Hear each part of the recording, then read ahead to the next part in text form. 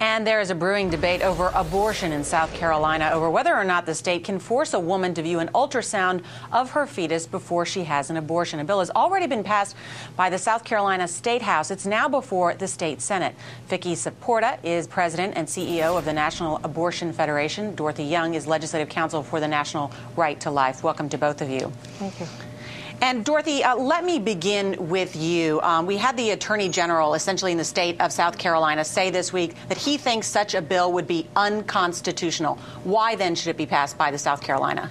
Well, I think what the AG was getting at is that we could add some language to make it clear. It's our position that the language as it stands doesn't force women to look at anything. I mean, let's be honest, you can't force a woman to look at anything. You can require an abortionist to provide the ultrasound to her. And I think what the AG was getting at is that we could add some language to make that more clear, and we don't have a problem with that. What I think is telling is that the abortion lobby is fighting tooth and nail to keep this information from women, information that could be dispositive to their decision. Vicki, what about that? Are you fighting to keep information from women who want to have an abortion? No, the National Abortion Federation believes that women should have accurate and complete information when making decisions about their pregnancies. And if a woman wants to see an ultrasound image, she should see an ultrasound image. But if she doesn't want to see an ultrasound image, she shouldn't be mandated to do so.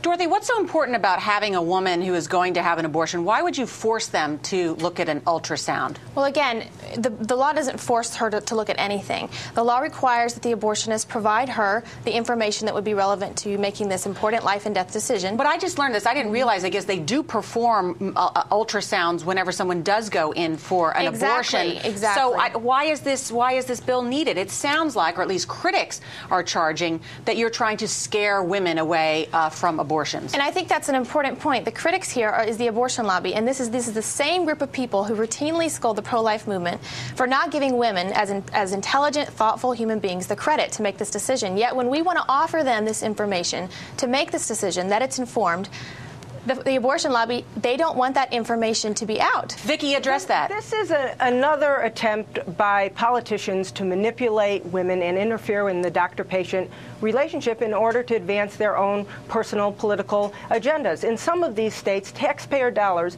are being used to buy ultrasound machines for fake clinics, most of whom don't have the trained healthcare professionals to accurately do ultrasounds, and some of whom have been known to deceive women on purpose by giving them ultrasounds Vicki, of later images in order to dissuade them from what it is about an ultrasound that is so terrifying. To have an abortion. Excuse me, I would like to ask what it is that's so terrifying about an ultrasound. This is an image of an unborn child.